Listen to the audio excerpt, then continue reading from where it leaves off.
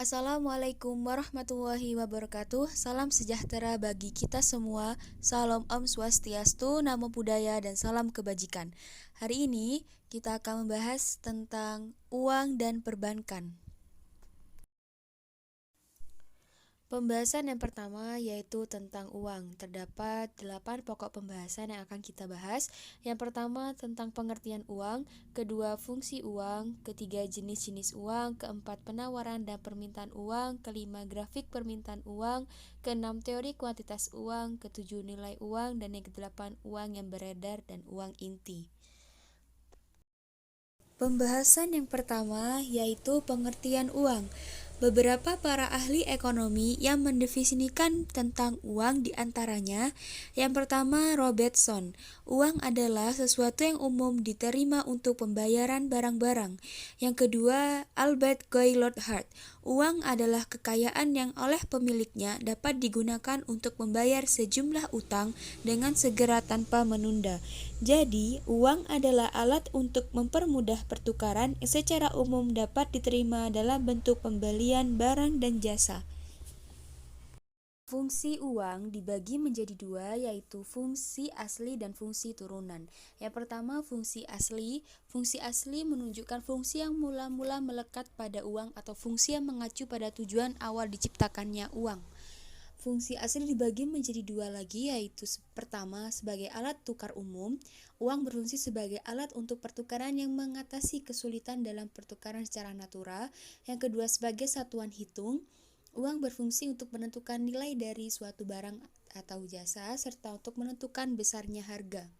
Yang kedua, fungsi turunan. Fungsi turunan dibagi menjadi 4, yaitu pertama, sebagai alat pembayaran, uang berfungsi untuk melakukan pembayaran berbagai transaksi.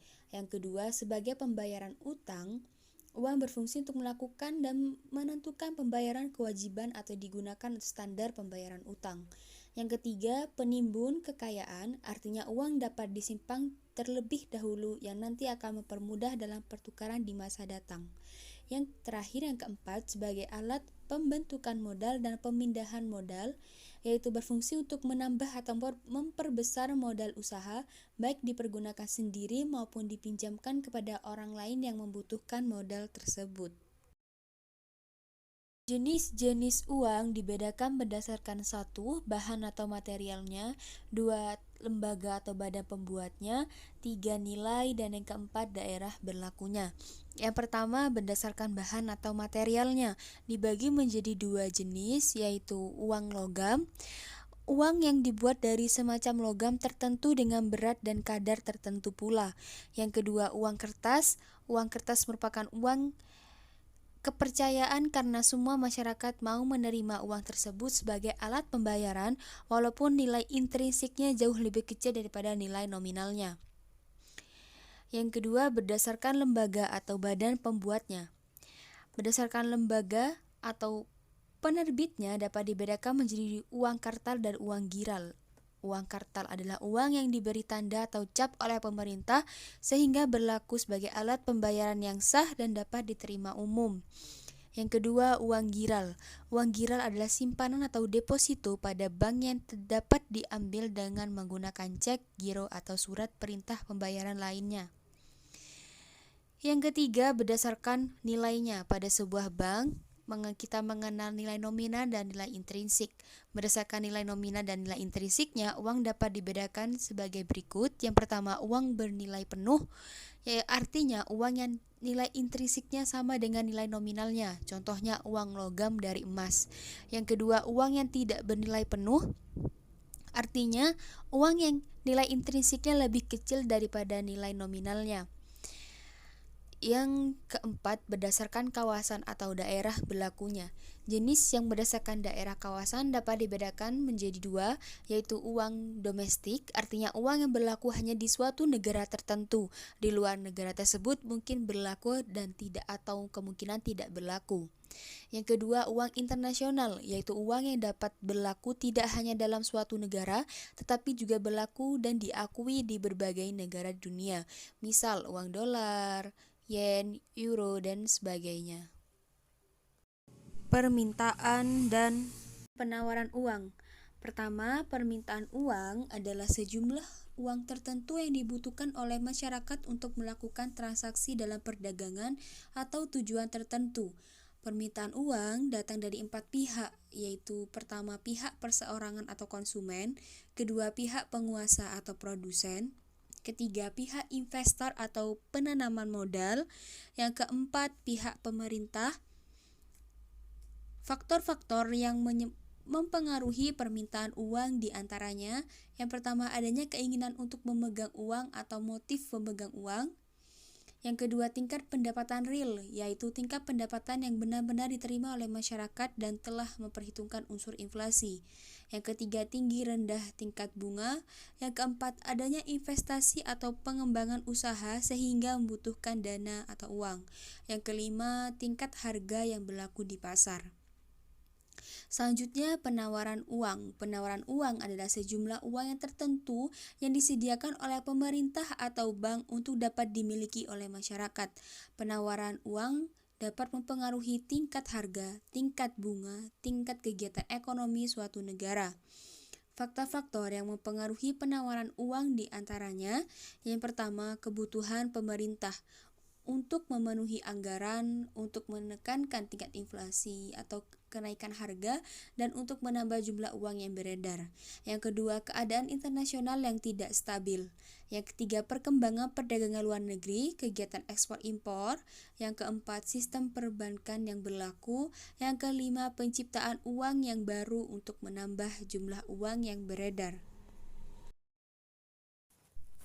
Permintaan uang untuk tujuan transaksi dan berjaga-jaga sifatnya berbeda dengan tujuan spekulasi.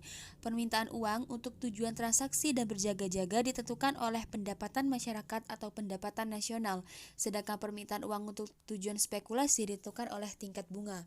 Yang pertama, ini menunjukkan kurva tentang permintaan uang untuk spekulasi. Di sini, kurva permintaan uang untuk spekulasi menunjukkan bahwa makin tinggi tingkat bunga, makin kecil permintaan uang. Begitupun sebaliknya, makin rendah tingkat bunga, makin besar permintaan uang. Pada gambar tersebut, penunjukan kurva preferensi likuiditas. Untuk yang selanjutnya, ini merupakan kurva tentang permintaan uang untuk transaksi dan berjaga-jaga. Dari kurva permintaan tersebut, tampak bahwa makin tinggi pendapatan, makin besar permintaan uang untuk kedua tujuan tersebut.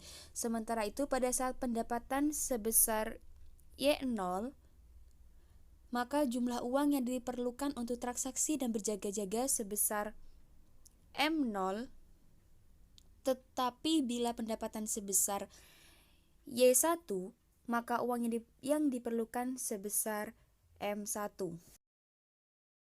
Teori kuantitas uang merupakan teori yang mengemukakan adanya hubungan langsung antara perubahan jumlah uang yang beredar dengan perubahan harga barang. Dari hubungan tersebut dapat dikemukakan bahwa harga barang berbanding lurus dengan jumlah uang yang beredar. Teori kuantitas ini disebut juga sebagai teori kuantitas sederhana yang dikemukakan oleh Davanzati, yang dapat dirumuskan sebagai berikut: M sama dengan P dikali T. Kuantitas yang pertama belum seluruhnya tepat karena belum memperhitungkan kecepatan peredaran uang, padahal kecepatan peredarannya akan berpengaruh besar terhadap harga barang.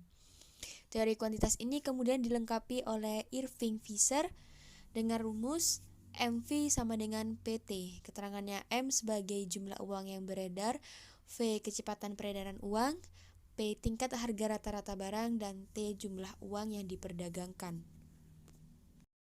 Jadi, dapat diketahui persamaan, yaitu A, apabila terdapat perubahan pada M atau V, maka akan mengakibatkan perubahan yang sebanding terhadap P. Yang B, apabila terdapat perubahan terhadap T, maka akan terjadi perubahan yang sebaliknya terhadap P. Kecepatan laju peredaran uang ditentukan oleh A, kebiasaan pembelanjaan konsumen, B, frekuensi pembayaran pendapatan, C, praktik-praktik bank, dan keadaan psikologis umum. Nilai uang atau daya beli uang merupakan kemampuan uang untuk ditukarkan dengan barang atau jasa maupun ditukarkan dengan uang yang lain. Uang dibedakan menjadi dua, yaitu berdasarkan asal dan ukurannya. Yang pertama, dilihat dari asalnya. Berdasarkan asalnya, nilai uang terdiri atas nilai nominal, yaitu nilai yang berdasarkan tulisan yang tertera pada uang, dan nilai intrinsik, yaitu nilai yang berdasarkan bahan yang digunakan untuk membuat uang. Dilihat dari ukurannya. Berdasarkan dari ukurannya, nilai uang terdiri atas nilai internal, yaitu nilai yang diukur oleh kemampuan uang untuk ditukarkan dengan sejumlah barang dan jasa. Nilai eksternal yaitu nilai yang diukur oleh kemampuan uang tersebut untuk ditukarkan dengan sejumlah mata uang luar negeri atau asing. Uang yang beredar dalam arti sempit adalah uang dalam peredaran atau jumlah mata uang yang telah diedarkan oleh bank sentral ditambah dengan uang giral yang dimiliki oleh perorangan, perusahaan, dan badan pemerintah.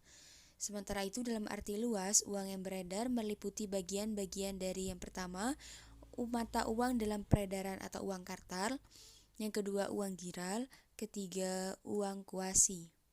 Jumlah uang yang berada dalam masyarakat ditentukan oleh kebijakan moneter, bank umum, pendapatan masyarakat, tingkat suku bunga, kebijakan kredit, harga barang, dan selera konsumen. Uang inti merupakan proses penciptaan uang baik bagi penciptaan uang kartal maupun uang giral. Tanpa ada uang inti tidak akan ada uang kartal maupun uang giral. Jadi uang inti dapat didefinisikan sebagai saldo rekening koran atau giro milik bank-bank umum atau masyarakat pada Bank Indonesia. Uang tunai yang dipegang oleh bank-bank umum maupun masyarakat umum. Faktor-faktor yang mempengaruhi uang inti antara lain pajak ekspor, sertifikasi ekspor, bea masuk pengeluaran pemerintah, bunga kredit bank, dan yang terakhir pengawasan kuantitatif. Nah, untuk pembahasan selanjutnya, kita akan membahas tentang perbankan. Terdapat 5 pokok pembahasan yang akan kita bahas. Yang pertama, pengertian bank, kedua, jenis-jenis bank, ketiga, LKBB, keempat, produk perbankan dan LKBP, dan kelima, tips memanfaatkan jasa bank dalam kehidupan sehari-hari. Kata bank berasal dari bahasa Italia, banca, yang berarti meja. Menurut Undang-Undang Nomor 10 Tahun 1998 tentang perbankan, yang dimaksud bank adalah badan usaha yang menghimpun dana dari masyarakat dalam bentuk simpanan dan menyalurkan kembali kepada masyarakat dalam bentuk kredit dan atau bentuk-bentuk lainnya dalam rangka meningkatkan taraf hidup rakyat banyak.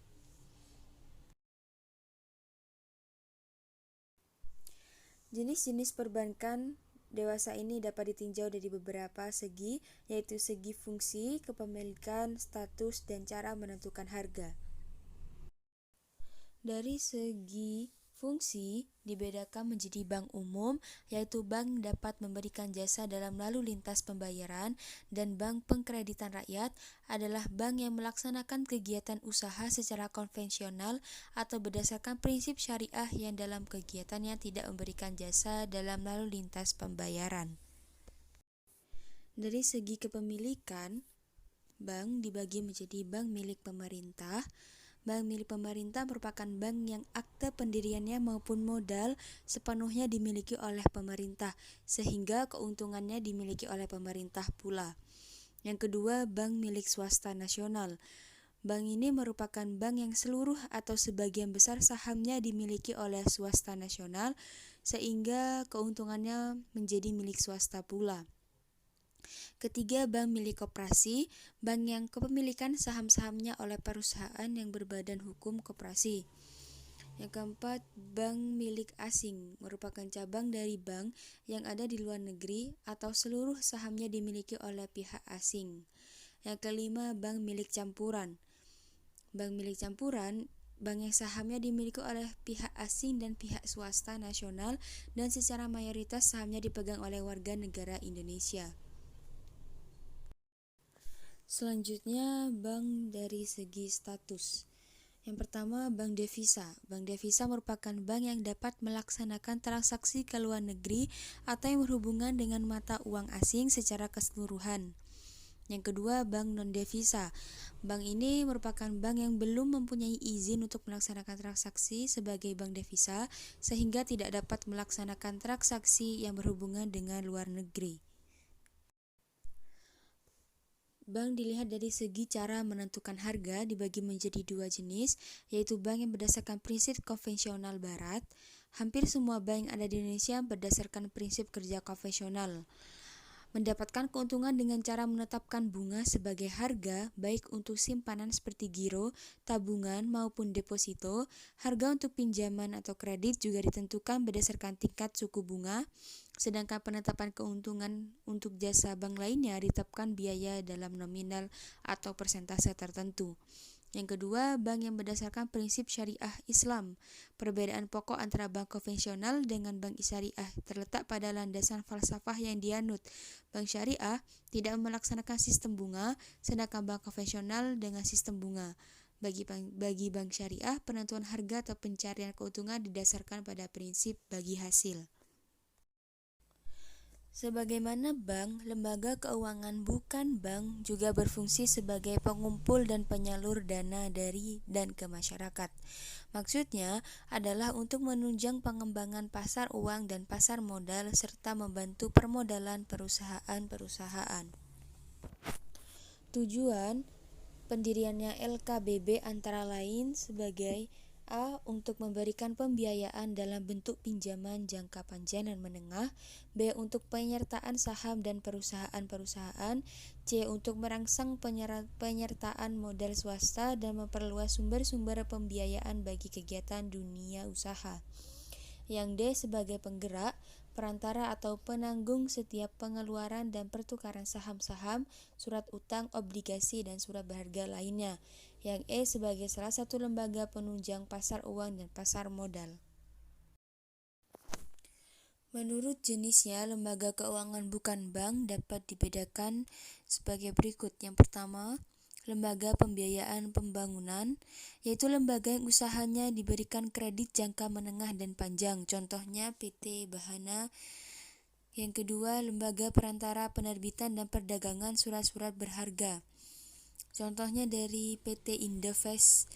Yang ketiga, lembaga penjamin kredit adalah lembaga yang membantu kegiatan pengkreditan, khususnya membantu kelancaran dan pengamanan pengkreditan, baik kredit perbankan maupun kredit lainnya di luar perbankan, terutama untuk bidang usaha kecil dan menengah. Contoh PT Askrindo.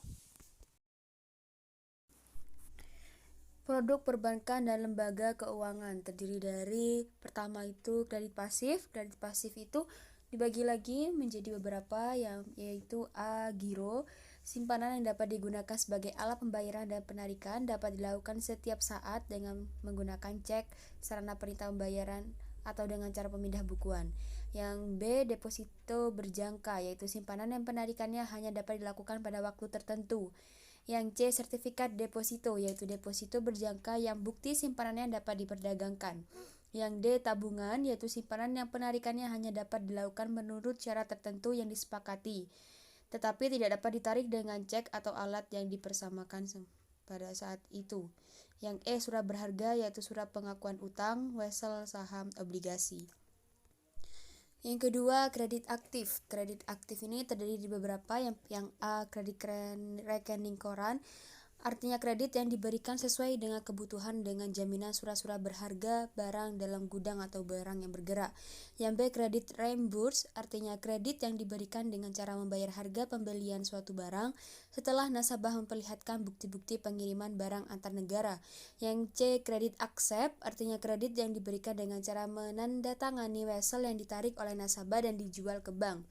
Yang D. Kredit dokumenter, artinya kredit yang diberikan atas jaminan dokumen yang diserahkan ke bank. Yang E. Kredit dengan jaminan surat-surat berharga, artinya kredit yang diberikan kepada nasabah untuk membeli surat-surat berharga. Yang ketiga, jasa pembayaran.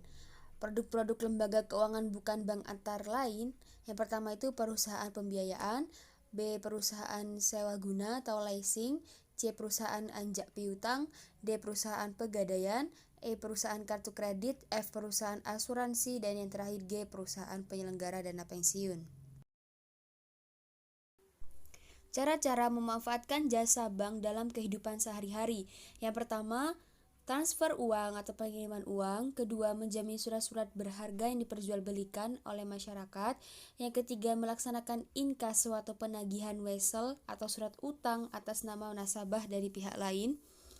Yang D, mengeluarkan cek perjalanan, membeli atau menjual uang asing, menyediakan ATM, dan yang terakhir pembayaran jasa lainnya seperti telepon, listrik, dan PDAM. Sekian penjelasan materi dari saya. Kurang lebihnya saya mohon maaf yang sebesar-besarnya. Terima kasih. Wassalamualaikum warahmatullahi wabarakatuh.